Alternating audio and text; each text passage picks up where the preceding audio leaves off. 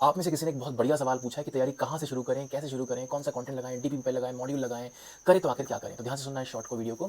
देखो, आपकी तैयारी के 3 फेज होते हैं। सबसे पहला फेज होता है कि आप कॉन्सेप्ट को समझो, उसके ऊपर प्रैक्टिस करो, दूसरा फेज, और उसको टेस्ट करो, तीसरा फेज। सबसे पहले बात करेंगे पहले फेज की। पहले फेज में लर्निंग के बहुत सारे तरीके होते हैं। 99% लोग एक तरीका फॉलो करते हैं कि आप सीधा कोचिंग के भरोसे बैठते हो या यूट्यूब के भरोसे बैठे हुए हो, ऑनलाइन ऑफलाइन कोचिंग, और वहां पर टीचर ने समझाया, बस खत्म। आपको लगता है कि ये बेस्ट मेथड है, बट दरअसल बेस्ट मेथड ये है कि सबसे पहले आप खुद से उस कॉन्सेप्ट को रीड करो, किसी भी रेफरेंस बुक से, डजंट मैटर, और फिर उसके बाद कोचिंग या वीडियो को आप रेफर कीजिए। अब मैंने ऐसा क्यों बोला? क्योंकि एग्जाम में सबसे बड़ी स्किल जो होती है वो है क्वेश्चन को पढ़कर समझना। और अगर आपकी रीडिंग स्किल डेवलप नहीं हुई है तो आप बड़ी से बड़ी कोचिंग में एडमिशन ले लो, कोई फायदा नहीं होगा। अगर रीडिंग स्किल डेवलप नहीं हुई है, अंडरस्टैंडिंग स्किल डेवलप नहीं हुई है, तो आई बात समझ में? तो सबसे पहले किसी भी रेफरेंस बुक से पढ़ने की कोशिश करो, समझने की कोशिश करो, एक ट्राई काफी है। उसके बाद कोचिंग में जो टीचर समझाएंगे वो, इससे आपकी ग्रेस्पिंग बहुत बढ़ जाएगी और कॉन्सेप्ट का समझने का जो लेवल है बहुत अच्छा होगा। ये तो हुआ कॉन्सेप्ट समझने की बात। अब इसके बाद कॉन्सेप्ट पर प्रैक्टिस कैसे करें? पहला लेवल आप ये कर सकते हो कि आप जितनी भी स्टेट लेवल बोर्ड की बुक्स हैं या एनसीईआरटी की बुक्स हैं, तो एक बार, या फिर इस बोर्ड लेवल की रेफरेंस बुक्स को आप फॉलो कर सकते हो। इजी इजी क्वेश्चंस होंगे, डायरेक्टली कॉन्सेप्ट पे, डायरेक्टली फॉर्मुला बेस्ड। समझ में आया?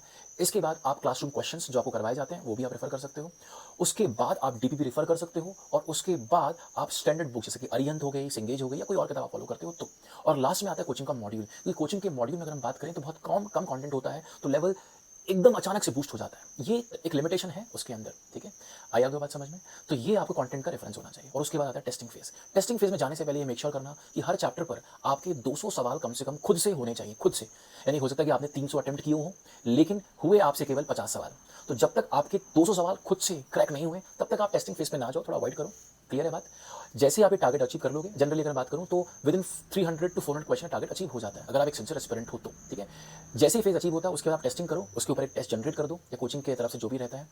अब उस टेस्ट में भी आप चेक करोगे कि आपकी गलतियां क्या क्या हुई हैं, जानना बहुत जरूरी है।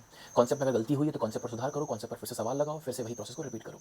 अगर आपकी कैलकुलेशन मिस्टेक हुई है तो बहुत बड़ी गलती नहीं है, बाय द टाइम इंप्रूव हो जाएगी। सिली मिस्टेक्स, क्वेश्चन को गलत पढ़ना, ये बाय द टाइम इंप्रूव हो जाती है। ऑलराइट?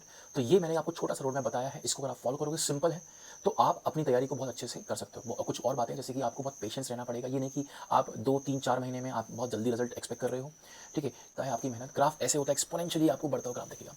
हर रोज कम से कम 6 7 घंटे पढ़ना है। अगर आपका टाइम फ्रेम 2 साल का है, और अगर मान के चलो अगर आपके पास केवल 2 3 महीने बचे हुए हैं, तो भाई फिर आपको 12 12 15 घंटे पढ़ने पड़ेंगे, जो बहुत मुश्किल होता है, ठीक है?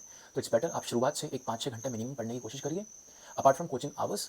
और जनरली देखिए 6 आवर्स कोचिंग होती है, 5 6 घंटे मैंने बोला, 12 घंटे, 8 घंटे सोने के, 4 घंटे बचे सेल्फ एक्टिविटीज़ में, 1 2 घंटा आप अपना एंजॉयमेंट स्पोर्ट्स रख सकते हो। तो ये आपका शेड्यूल हो सकता है मोटा मोटा रफली। अब इस पूरे साइकिल के अंदर कौन सी बात आपको नहीं समझ में आई, कमेंट बॉक्स में लिखना। I hope this video is very helpful for you. तो चैनल को लाइक सब्सक्राइब करना मत भूलना। जिंदाबाद, मिलते हैं अगली वीडियो में।